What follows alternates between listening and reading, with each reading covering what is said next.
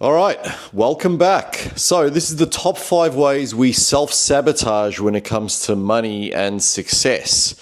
When it comes to money, most people aren't just reacting to numbers, they're reacting to ideas. They're reacting to what money meant in the environment that they grew up in, what it means to them in some other way, shape or form rather than just the numbers. So for some people, money means freedom.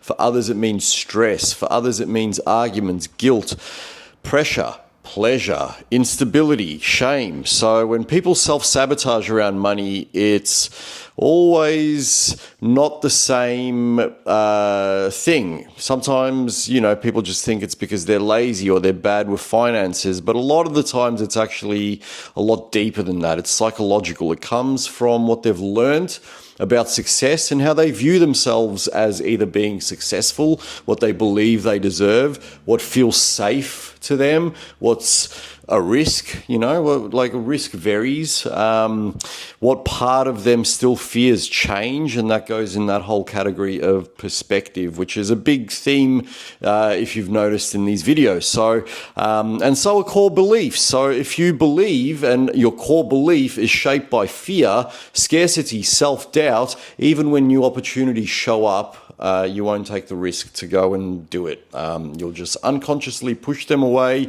You'll behave in certain ways where you won't feel like you can even accept yourself in certain environments, certain jobs, certain ideas in life. I mean, this just happens. It's just natural. But the good news is that these are learned patterns. Nothing in life remains the same ever, neither do you. So neither do these patterns have to remain the same within you. And if you have learned something, you can unlearn it, or you can learn about it deeper, and you're not locked into some box or some belief that you inherited. You're not locked into just one level of success. Nobody's holding you there. You're definitely not locked up into one way of making income. That's for sure. It's 2026. We can make income in so many different ways. And in fact, the ways in which we do make income are dramatically changing around the planet. So anyway, here are 5 of the biggest ways we self-sabotage when it comes to money.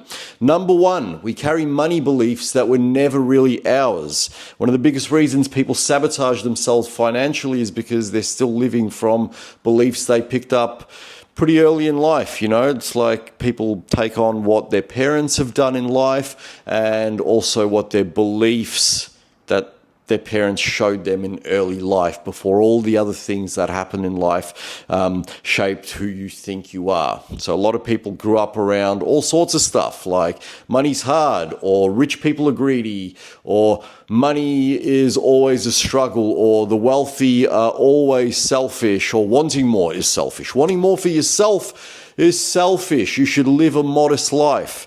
Anyway, problem is that most people never stop to really question where these beliefs come from, and it subconsciously triggers certain behaviors. Those behaviors become awareness. What you perceive and what you're aware of limits you or expands you depending on how far you're willing to do the inner work. So you don't just carry these perceptions into adulthood, you start making decisions through them. This is why I'm making these videos, because you can actually grow in any which way you want, and I'm trying to expand that knowledge. So even if one person says that they want more money, I could say it as well. It's always a matter of perspective.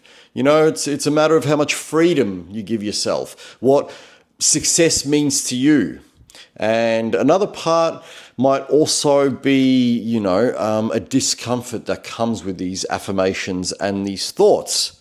So when we self-sabotage, this is the kind of anxiety that starts to happen when we walk into a shop where things cost more than what you're used to paying. You start to feel that anxiety. There's a lot of ways we can go into, starting to make subtle changes about allowing yourself things. But anyway, this is the top 5. Number 2. Scarcity, it puts you into survival mode. Another big way people self-sabotage is by getting trapped into a scarcity mindset, never taking risks, always being stressed about money, never allowing yourself to spend anything, even though you're always okay somehow. Imagine that. Anyway, always thinking clearly and thinking long-term rather than short-term can shift your focus on immediate relief rather than,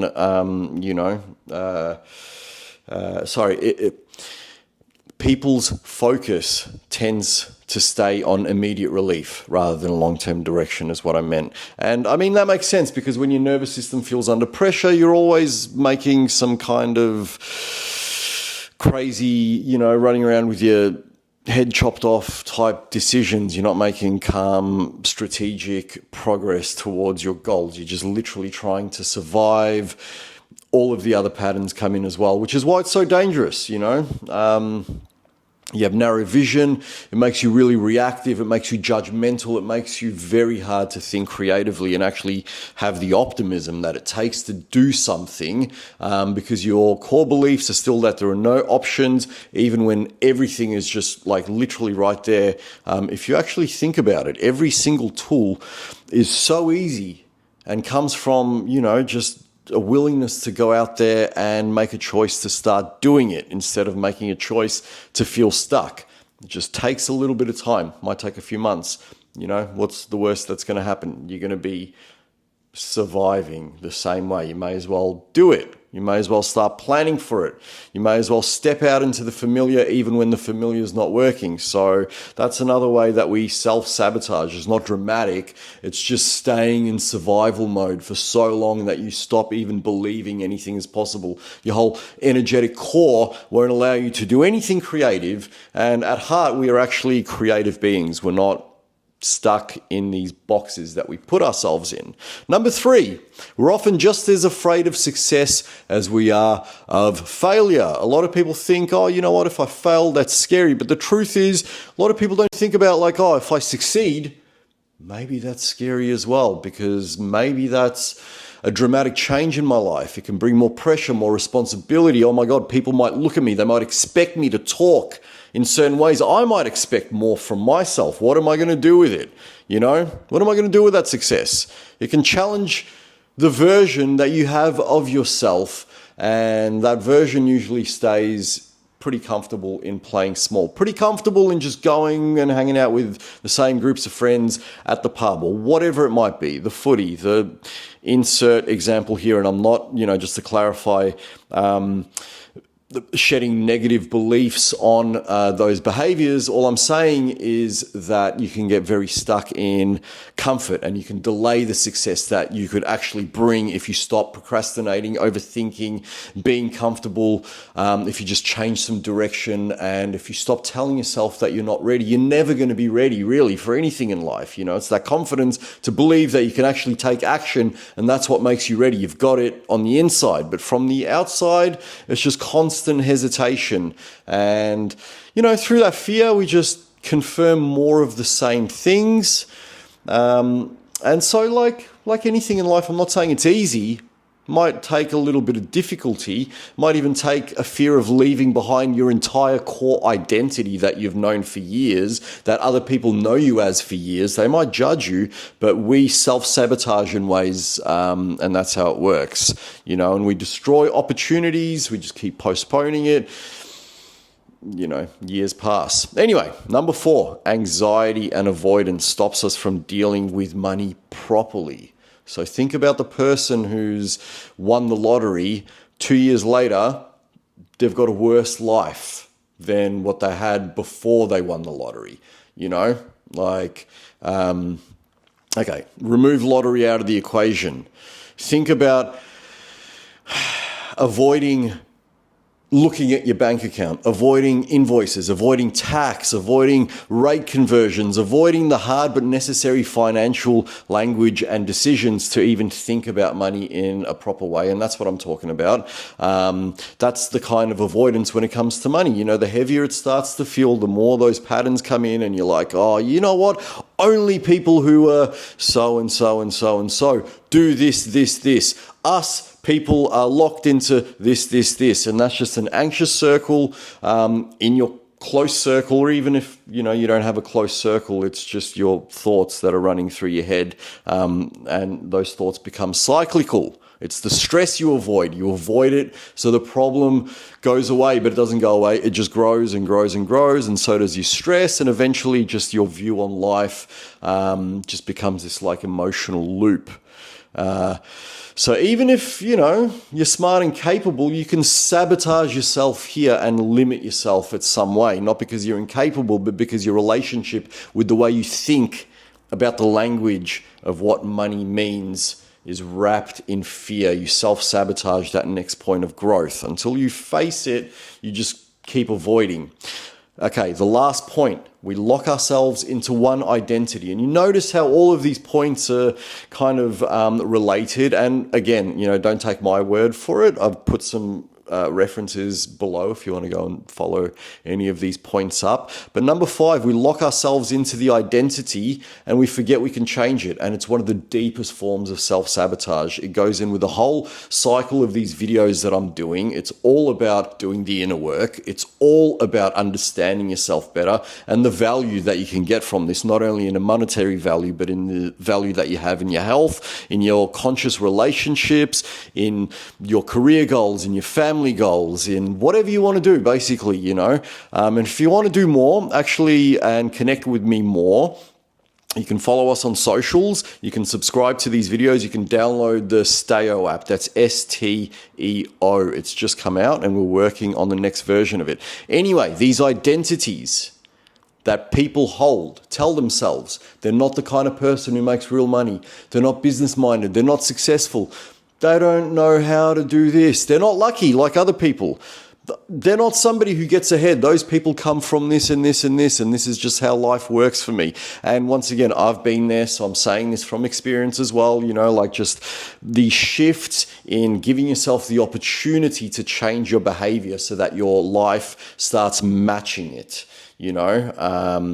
That's what exploring life's about. That's what taking risks is about. It doesn't have to be something so dramatic like you've gone from A to Z. There's all the other steps in between, and it's about allowing yourself this imagination of other possibilities and allowing yourself to go and do things that you wouldn't have done before. Browse like you would buy something, for example. That puts you into a different mind frame than I could never go in there because I'm locked into one type of work, or I don't have work, or one income stream, or one version of success, one story. Your life is not one story. You are infinite energy, and you just take this from your own idea of what your life has been. How many times has it changed? So a lot can change when your self-image changes, including your self-image about your financial beliefs. And when you start believing that there's a different life possible, you really do begin to move forward differently. You ask better questions, not only outside, but inside to yourself. You really notice more opportunities because you're not in that anxious mindset going over and over and over again. You become adaptable when you put yourself into situations that are uncomfortable. You realize you've got it in you, and you stop treating the past like it's got to be exactly what's going to happen in the future, and you actually live in the moment. And that's, when that shift starts to happen, the real financial change, or the real changes, really. I mean, these videos are just about embracing the potential that you have to change, to go deeper, to come into contact with yourself more and more. It's about becoming a person within yourself who no longer sees limitations as identity. So that's been the top 5. In the end, money self-sabotage is just rarely just about money. It's about belief. And I could go into so many examples about this, but it's, money at the end of the day is about belief. It's abstract. It's, the limiting factors are about fear, about conditioning, about the identity, and about the emotional story that you have attached to your own success, your security, and what you actually think is available to you. So, once you start to break these patterns, you can start to change it. Again, if you want to start doing this, you can download our app, you can message us, you can connect with us on social media, leave a comment below, because this kind of awareness, it creates choices. So yeah, I will catch you guys on the next one, and thanks for sticking around.